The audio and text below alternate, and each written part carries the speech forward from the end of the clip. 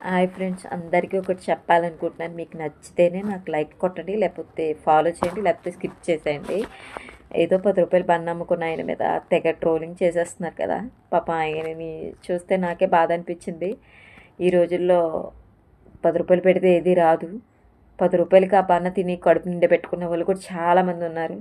కల్తీ ఉంటాయి, ఉండవని నేను అనట్లేదు, కానీ పదే పదే ఆయన విసిగించడం తప్పు కదా. ఆయన మీకు రియల్గా తినిపించి చూపించాడు కదా.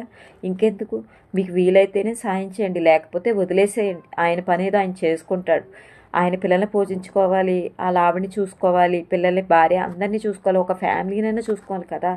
ఒక అక్క వచ్చి అంటది, నువ్వు అప్పుడప్పుడు ఎందుకు తింటావన్నా, నువ్వు డైలీ తినాలన్న. ఆయన తింటే పిల్లలకి ఏం మట్టుకెళ్తాడక్క, నువ్వేమైనా ఇస్తావా, నువ్వేమైనా సాయం చేస్తావా, లేకపోతే నీకేమన్నా వెనకాల ఉన్నాయా ఇవ్వడానికి? ఎందుకక్క, నీది ఒక ఫ్యామిలీయే, తనది ఒక ఫ్యామిలీయే, తన ఫ్యామిలీ కోసం బతకడానికే వచ్చాడు.